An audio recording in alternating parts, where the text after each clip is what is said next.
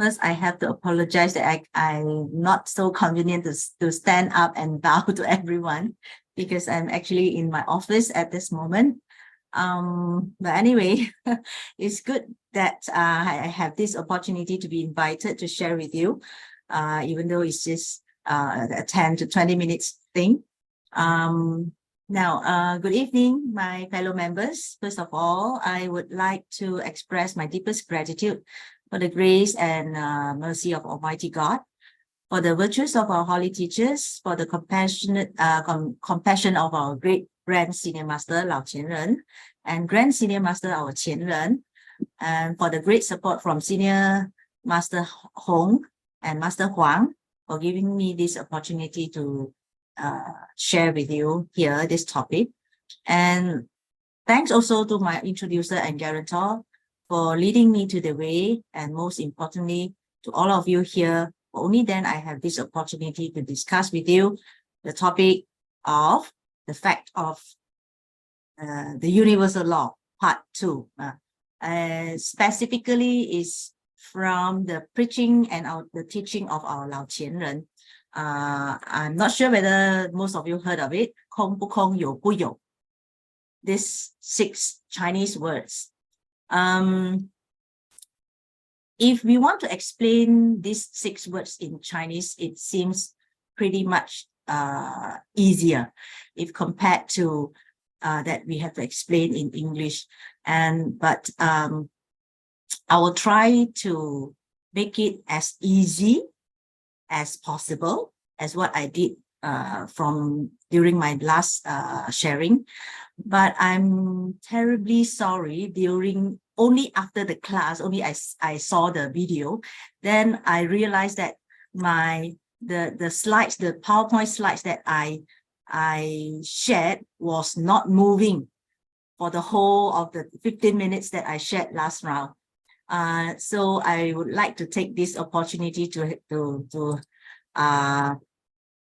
take you through the last presentation, a very quick one. Okay, can you see my slide?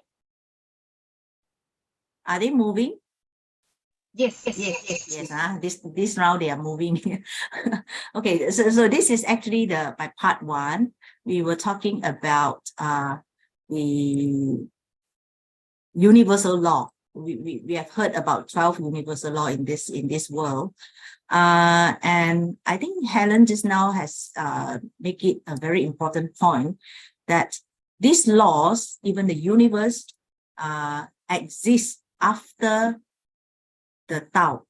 Okay, and this universal law is actually exists after the formation of this universe. But what about what was there before the creation of the universe? So this is what our Lao Qianren, this is our Lao Qianren, if for introduction, great Grand Senior Master, where we call him, address him as our Lao Qianren. So this Kong Yu preaching is actually taught by our Lao Qianren through the whole life of his cultivation and his contribution. Okay, so first of all, these 4 words, Kong Yu Gong Li.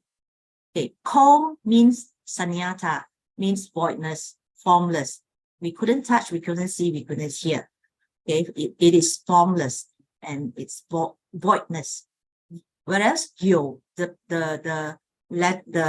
character of Chinese character of Yu means tangible, material, form, all kinds of existence. And Gong Li means the great universal law, and it is the unchanging truth. Okay, so this is just a very quick recap. So Kong, Bu Kong, Yu, Bu Yu. These are the 6 Chinese character that we always heard from Lao Qianren teaching. So Kong means voidness. Bu Kong, Bu is no, not. Okay, so if Kong is voidness, mean Bu Kong will means not voidness, means it is substance. So Yu means substance. Bu Yu, Bu again is means not. So not a substance means it is it is back to voidness, means it will extinguish one time. Okay, so voidness doesn't mean emptiness, because the formation of all beings came from the great voidness. If we do not have this voidness, it can't be used. It can't create anything. We don't have any existence or substance or material for us to use. So only voidness can create new forms, which means it is the creator, that is the great Tao. And 有不有 means all existence is not eternal, right? Because one day they will all extinguish, no matter how long it exists in this world. As long as it exists, it will extinguish. So it is 有不有. It will be back to the origin, which is from the original stage, which is the voidness. So I'm sure every one of us, we have heard of this word, ashes to ashes and dust to dust. Okay, so this is 有不有. And in all the phenomenon in this world, we can see all, we live in cycles from 4 seasons. Okay, you all are in New Zealand, in Auckland.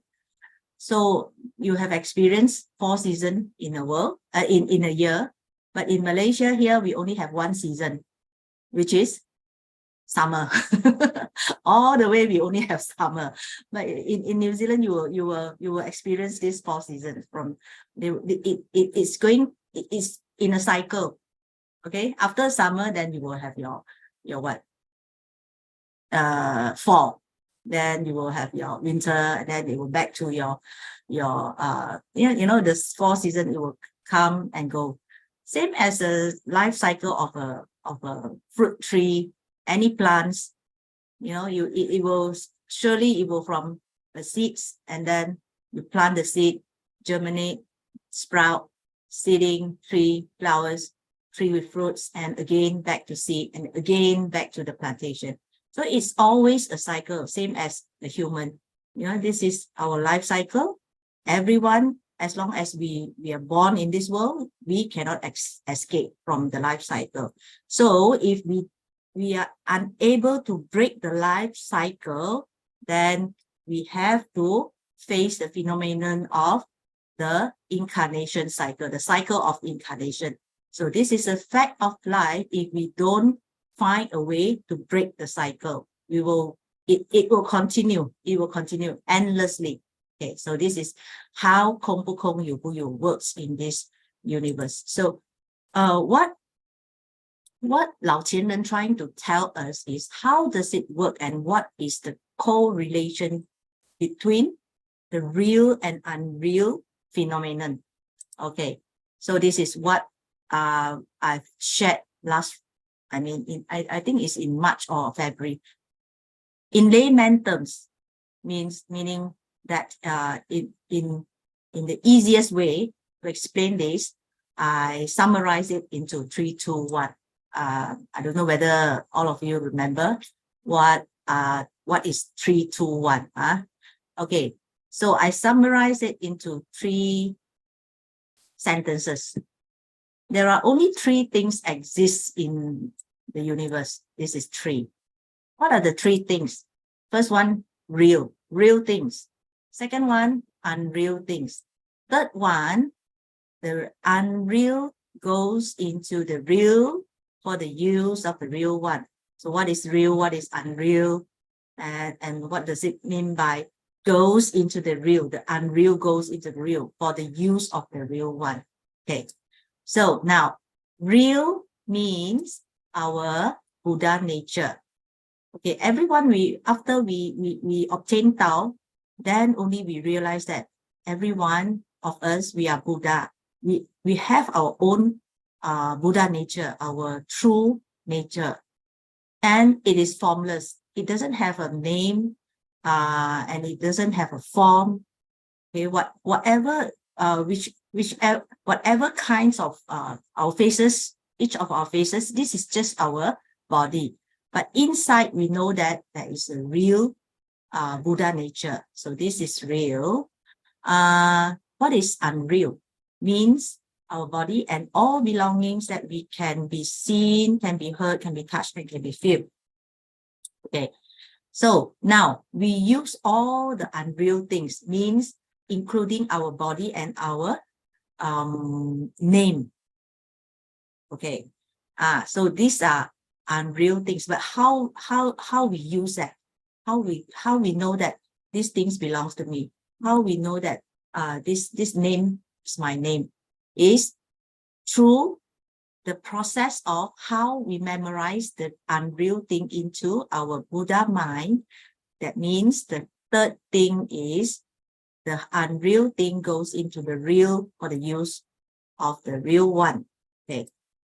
Now, how does it happen? How does it happen? How do all these unreal things, so-called unreal things, goes into our Buddha mind, Buddha nature? We memorize it. Meaning that we know that this money belongs to us because we memorize it. We know that the taste of all these foods that we eat, we memorize it. We know that this is our mother, our kids, our property, the sounds, those words that people say to us through memories. Okay, now how do we memorize it? Of course, via our 6 sensory organs. We know that we have these 6 sensory organs: our eye, our ear, our nose, our tongue, our body, and our mind. Okay, so through these 6 sensory organs, we memorize all the things around us so that our Buddha mind can make use of it. Okay, so this is the fact that Lao Qian Ren point out for us, so all of us. This is the real phenomenon that happened in our life. Okay, but of all the things, of all the forms of existence that we knew, when we memorize into our Buddha mind, it only become 2 categories, 2 things. Okay, there are only 2 things emerge within after they went into our Buddha mind, which is me. Okay, this is me. This is me, my body, my name, my sound. I memorize, and then it becomes me. And then the second thing is the things I know. These are the only 2 things emerge in our Buddha mind, nothing else. Okay, in summary, there are only 2 things.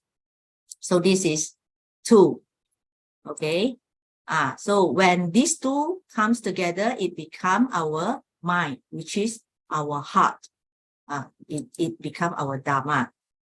Dharma is also unreal because it is only a shadow, right?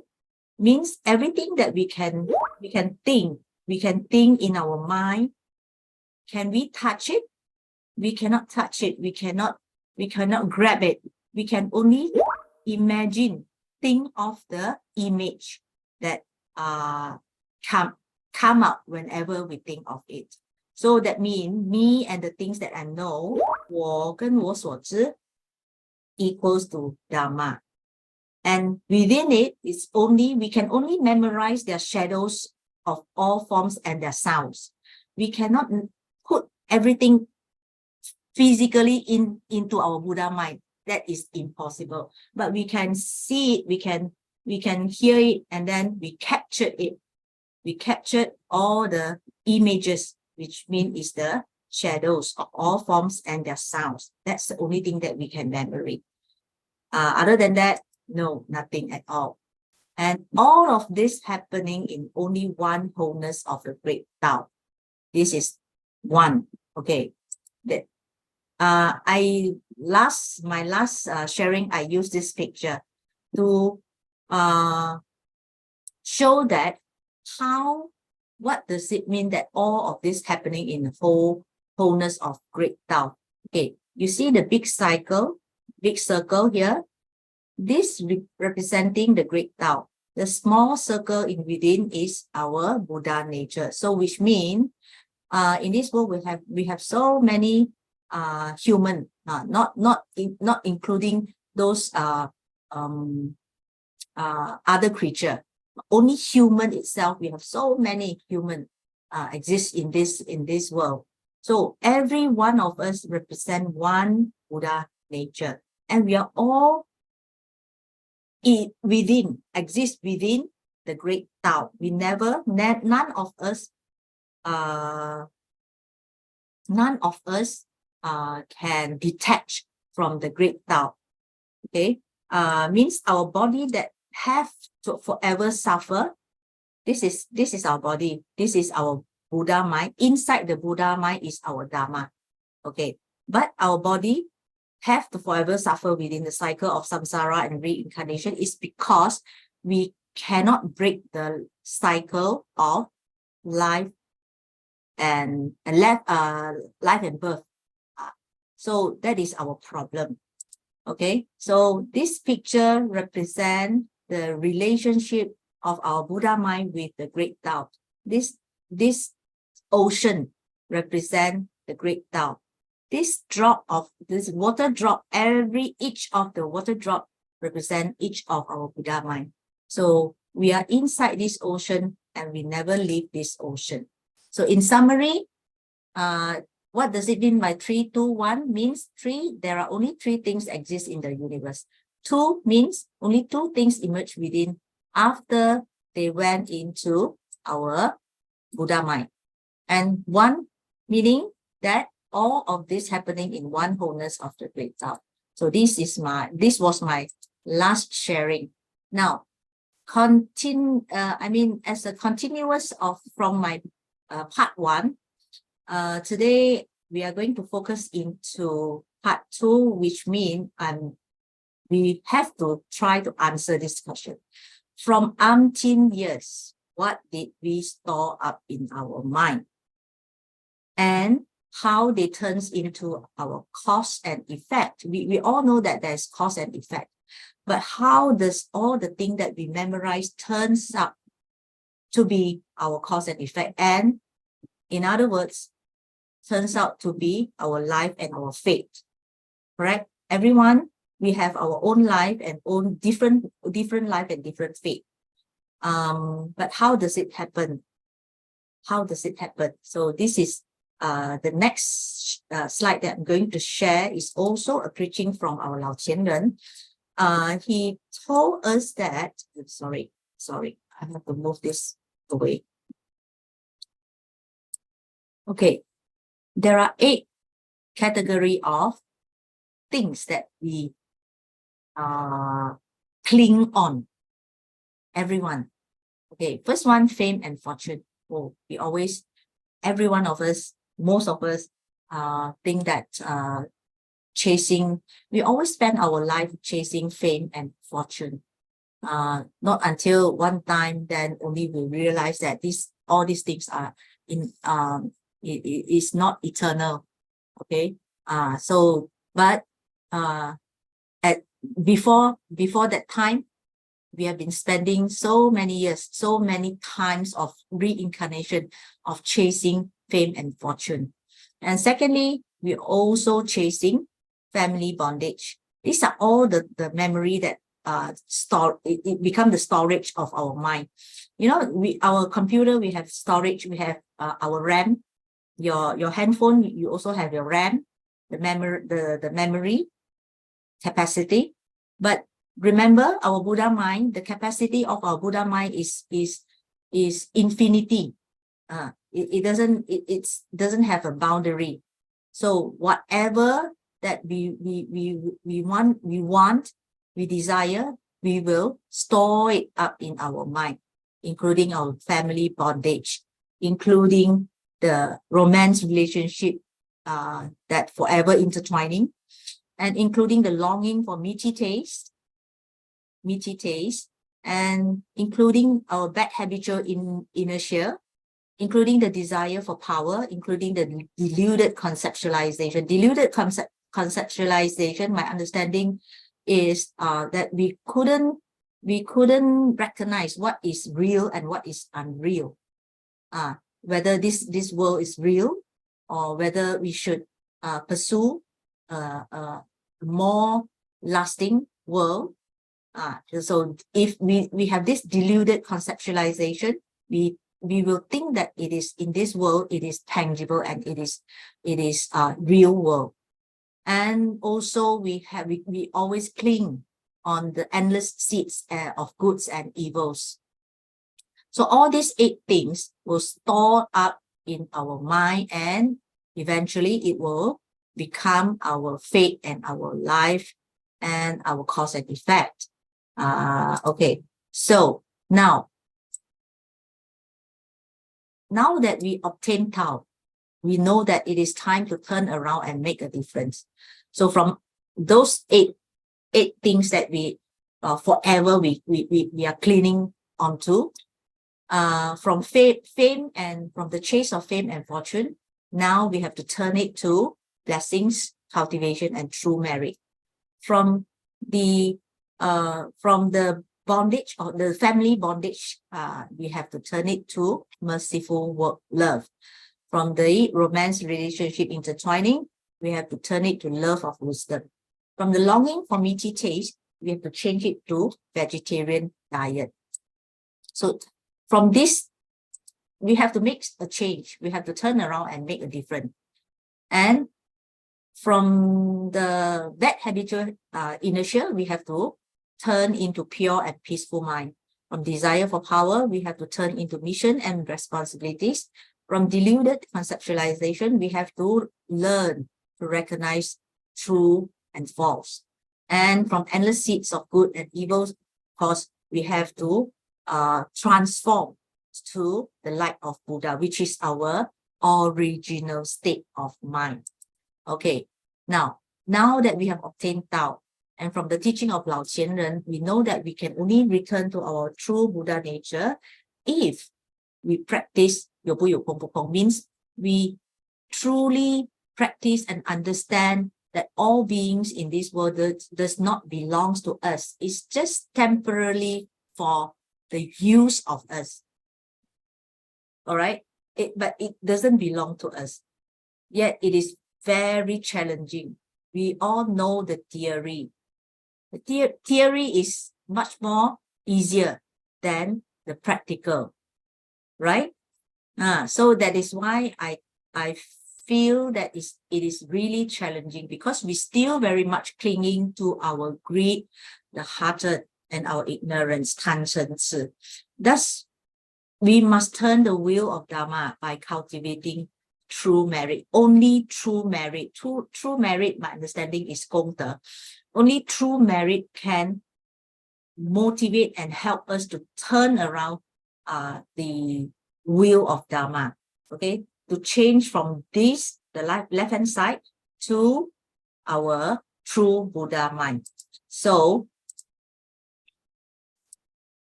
how? I'm sure from our various classes and sharings from the masters, we know that we have to do something, and it's both way, externally and internally. Externally means we have to do, have you heard about 财施、法施、无畏施, offerings, donations? So donations is actually, offerings is, it comes in 3 types. Okay, first one, 财施 means offerings of donation.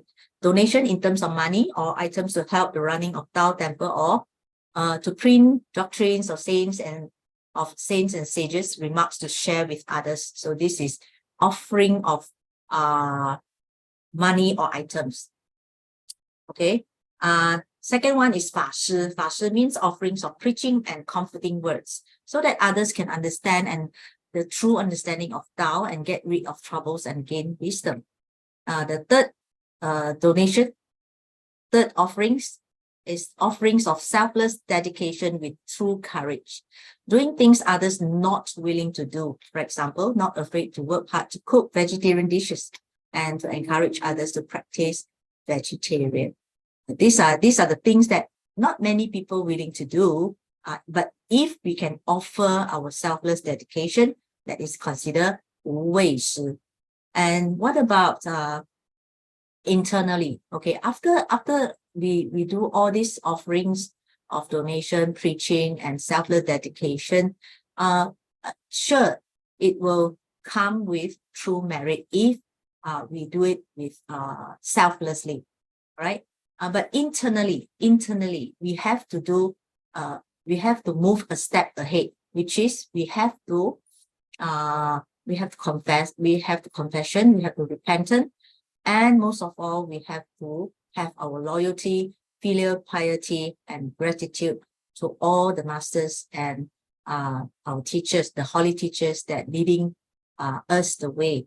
Truly, if without them, throughout the life, I don't think so. We will find a true light, the light in our life, to showing us the way. So see whether I have. Then only we can back to our original stage of the Buddha mind. I think this is all for now. I hope you have gained some understanding on the great universal law of Kong Yu. And if in any way my explanation is incomplete, I sincerely beg God for His forgiveness and for yours, and would appreciate if Master Hong could extend her complimentary and comment on this. Thank you very much, and I hope to see you again. Thank you.